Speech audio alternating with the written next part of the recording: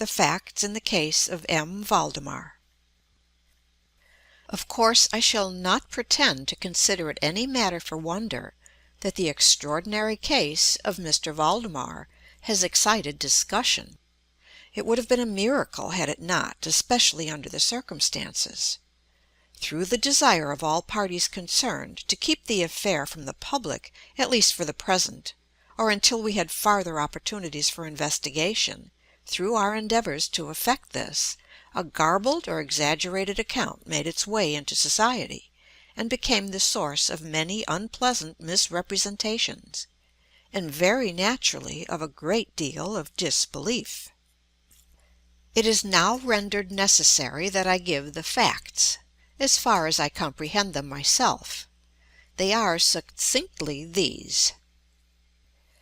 My attention for the last 3 years had been repeatedly drawn to the subject of mesmerism, and about 9 months ago it occurred to me, quite suddenly, that in the series of experiments made hitherto there had been a very remarkable and most unaccountable omission. No person had as yet been mesmerized in articulo mortis. It remained to be seen, first, whether in such condition there existed in the patient any susceptibility to the magnetic influence; secondly, whether, if any existed, it was impaired or increased by the condition; thirdly, to what extent or for how long a period the encroachments of death might be arrested by the process. There were other points to be ascertained, but these most excited my curiosity, the last in especial, from the immensely important character of its consequences. In looking around me for some subject by whose means I might test these particulars, I was brought to think of my friend, Mr. Ernest Valdemar, the well-known compiler of the Bibliotheca Forensica, and author, under the nom de plume of Issachar Marx, of the Polish versions of Wallenstein and Gargantua. Mr. Valdemar, who has resided principally at Harlem, New York, since the year 1839, is, or was, particularly noticeable for the extreme spareness of his person, his lower limbs much resembling those of John Randolph, and also for the whiteness of his whiskers, in violent contrast to the blackness of his hair, the latter in consequence being very generally mistaken for a wig. His temperament was markedly nervous, and rendered him a good subject for mesmeric experiment. On 2 or 3 occasions I had put him to sleep with little difficulty, but was disappointed in other results which his peculiar constitution had naturally led me to anticipate. His will was at no period positively or thoroughly under my control, and in regard to clairvoyance, I could accomplish with him nothing to be relied upon. I always attributed my failure at these points to the disordered state of his health. For some months previous to my becoming acquainted with him, his physicians had declared him in a confirmed phthisis. It was his custom, indeed, to speak calmly of his approaching dissolution as a matter neither to be avoided nor regretted. When the ideas to which I have alluded first occurred to me, it was of course very natural that I should think of Mr. Valdemar. I knew the steady philosophy of the man too well to apprehend any scruples from him, and he had no relatives in America who would be likely to interfere. I spoke to him frankly upon the subject, and to my surprise his interest seemed vividly excited. I say to my surprise, for although he had always yielded his person freely to my experiments, he had never before given me any tokens of sympathy with what I did. His disease was of that character which would admit of exact calculation in respect to the epoch of its termination in death, and it was finally arranged between us that he would send for me about 24 hours before the period announced by his physicians as that of his decease. It is now rather more than 7 months since I received from Mr. Valdemar himself the subjoined note: "My dear P., you may as well come now. D. and F. are agreed that I cannot hold out beyond tomorrow midnight, and I think they have hit the time very nearly. Valdemar." I received this note within half an hour after it was written, and in 15 minutes more I was in the dying man's chamber. I had not seen him for 10 days, and was appalled by the fearful alteration which the brief interval had wrought in him. His face wore a leaden hue, the eyes were utterly lustreless, and the emaciation was so extreme that the skin had been broken through by the cheek bones. His expectoration was excessive, the pulse was barely perceptible. He retained, nevertheless, in a very remarkable manner, both his mental power and a certain degree of physical strength. He spoke with distinctness, took some palliative medicines without aid, and, when I entered the room, was occupied in penciling memoranda in a pocket-book. He was propped up in the bed by pillows.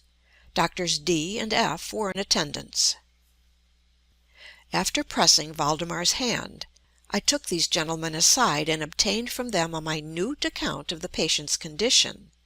The left lung had been for 18 months in a semi-osseous or cartilaginous state, and was of course entirely useless for all purposes of vitality. The right, in its upper portion, was also partially, if not thoroughly, ossified, while the lower region was merely a mass of purulent tubercles, running one into another. Several extensive perforations existed, and at one point permanent adhesion to the ribs had taken place. These appearances in the right lobe were of comparatively recent date. The ossification had proceeded with very unusual rapidity, no sign of it had discovered a month before, and the adhesion had only been observed during the 3 previous days. Independently of the phthisis, the patient was suspected of aneurism of the aorta, but on this point the osseous symptoms rendered an exact diagnosis impossible. It was the opinion of both physicians that Mr. Valdemar would die about midnight on the morrow, Sunday. It was then 7 o'clock on Saturday evening. On quitting the invalid's bedside to hold conversation with myself, Doctors D and F had bidden him a final farewell. It had not been their intention to return, but at my request they agreed to look in upon the patient about 10 the next night. When they had gone, I spoke freely with Mr. Valdemar on the subject of his approaching dissolution, as well as, more particularly, of the experiment proposed. He still professed himself quite willing and even anxious to have it made, and urged me to commence it at once. A male and a female nurse were in attendance, but I did not feel myself altogether at liberty to engage in a task of this character with no more reliable witnesses than these people, in case of sudden accident, might prove.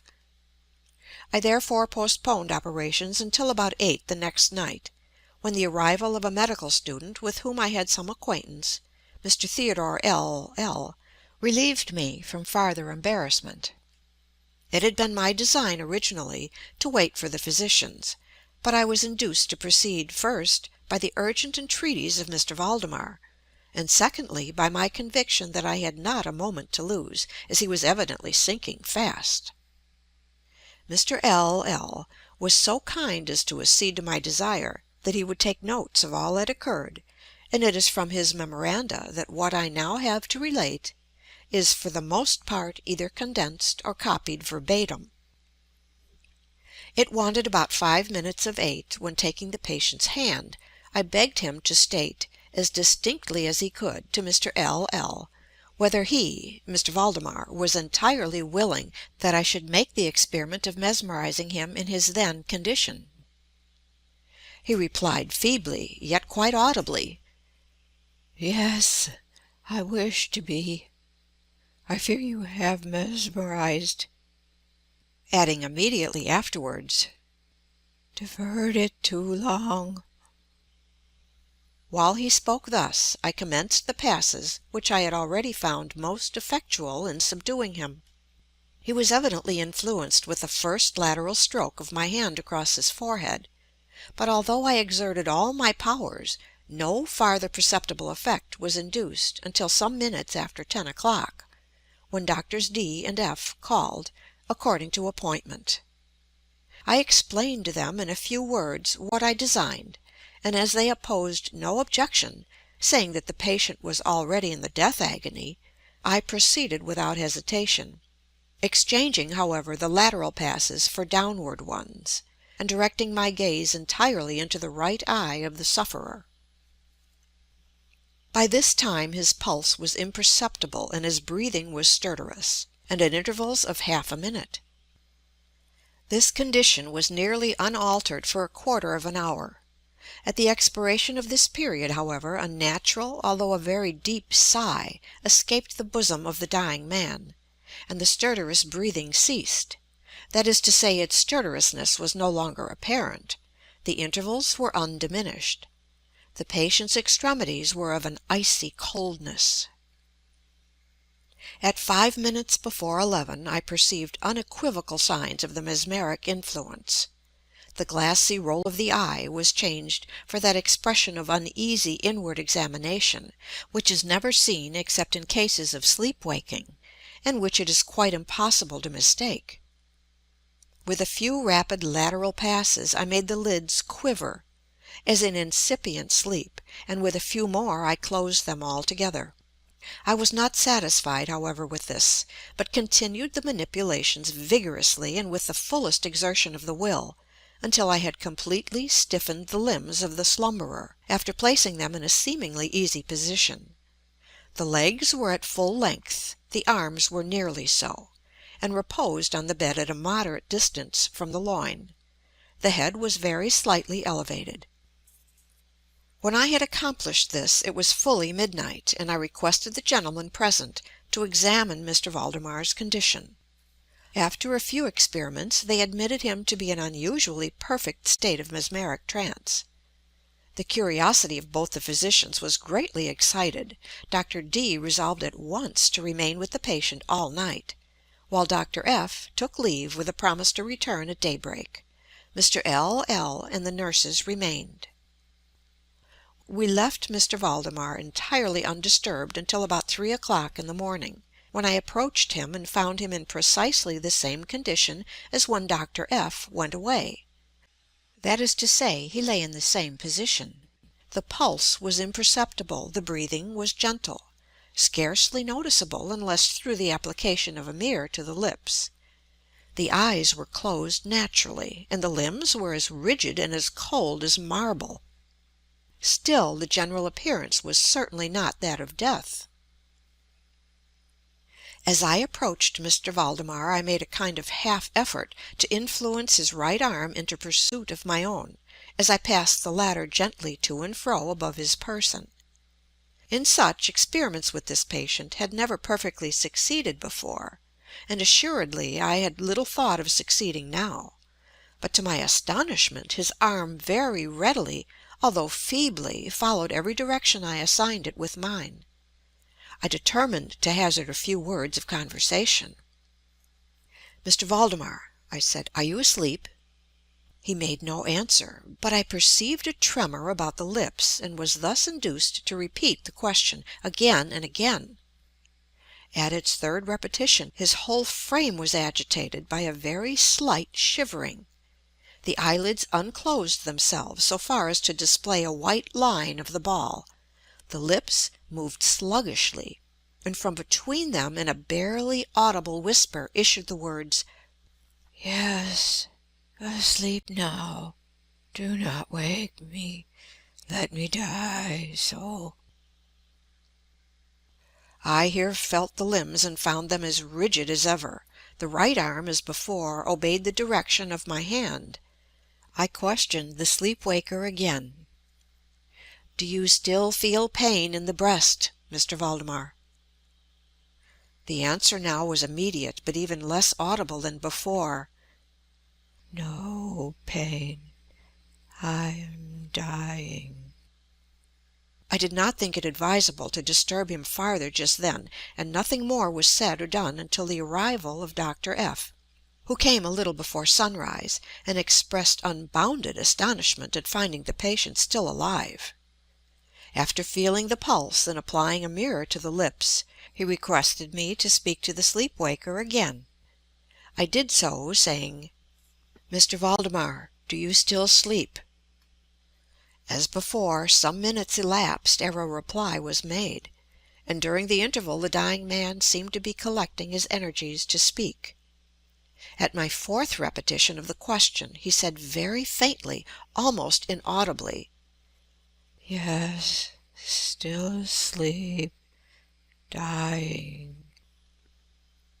It was now the opinion, or rather the wish, of the physicians that Mr. Valdemar should be suffered to remain undisturbed in his present apparently tranquil condition until death should supervene, and this, it was generally agreed, must now take place within a few minutes.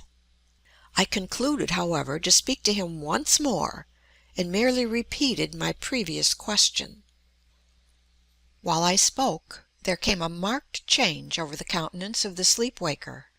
The eyes rolled themselves slowly open, the pupils disappearing upwardly. The skin generally assumed a cadaverous hue, resembling not so much parchment as white paper, and the circular hectic spots, which hitherto had been strongly defined in the centre of each cheek, went out at once. I use this expression because the suddenness of their departure put me in mind of nothing so much as the extinguishment of a candle by a puff of the breath. The upper lip, at the same time, writhed itself away from the teeth, which it had previously covered completely, while the lower jaw fell with an audible jerk, leaving the mouth widely extended, and disclosing in full view the swollen and blackened tongue.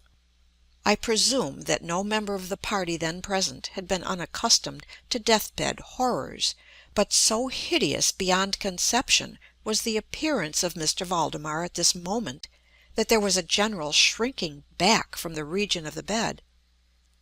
I now feel that I have reached a point of this narrative at which every reader will be startled into positive disbelief.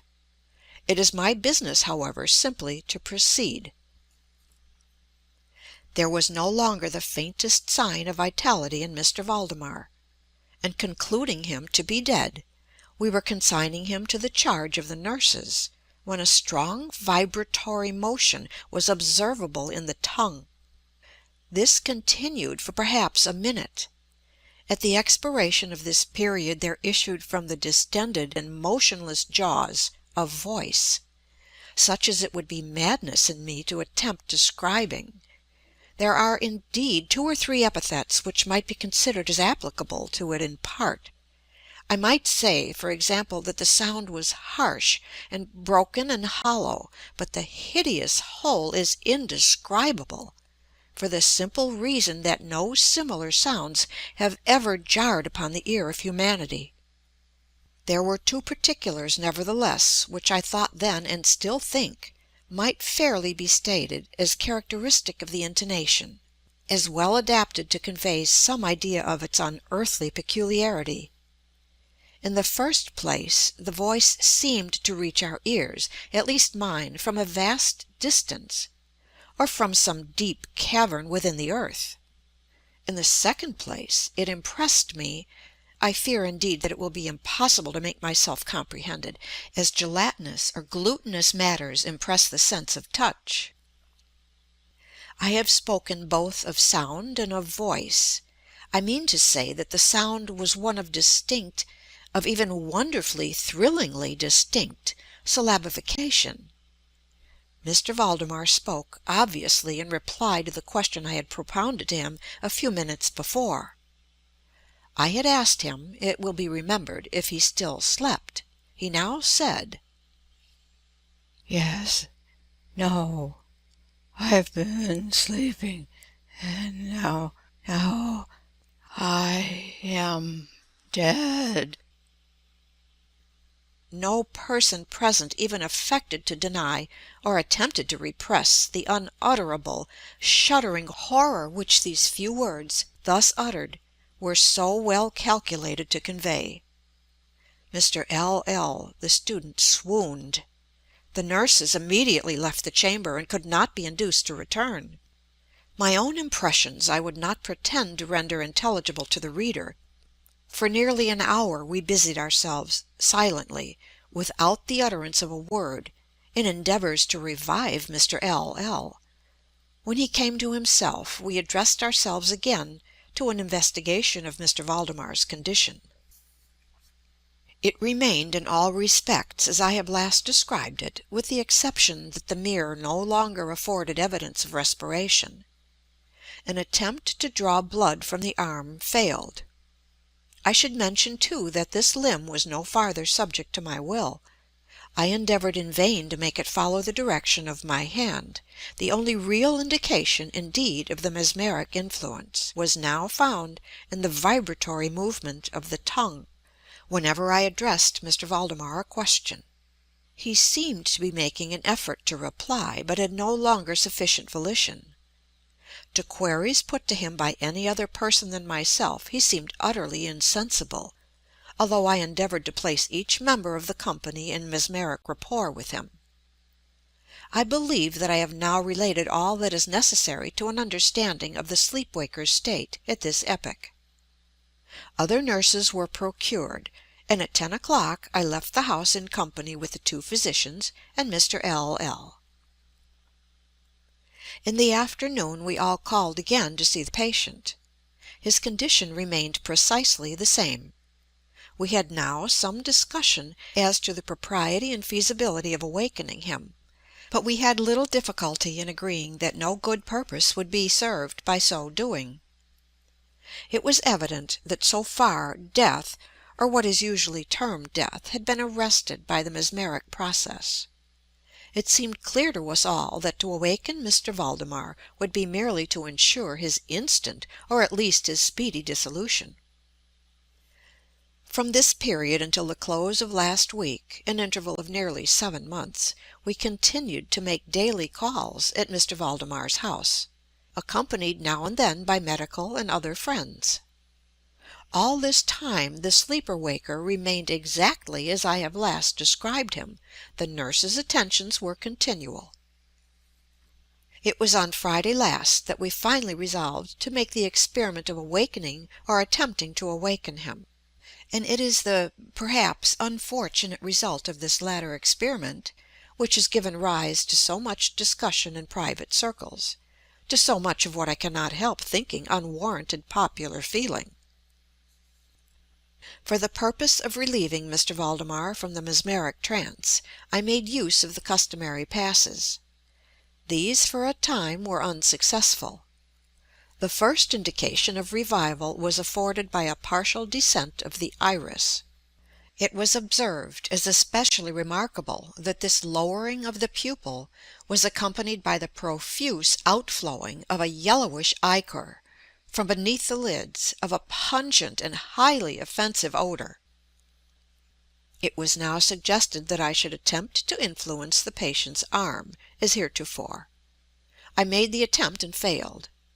Dr. F. then intimated a desire to have me put a question. I did so, as follows: "Mr. Valdemar, can you explain to us what are your feelings or wishes now?" There was an instant return of the hectic circles on the cheeks, the tongue quivered, or rather rolled violently in the mouth, although the jaws and lips remained rigid as before, and at length the same hideous voice which I have already described broke forth: "For God's sake, quick, quick, put me to sleep, or quick, waken me, quick, I say to you that I am dead." I was thoroughly unnerved, and for an instant remained undecided what to do. At first I made an endeavor to recompose the patient, but failing in this, through total abeyance of the will, I retraced my steps and as earnestly struggled to awaken him.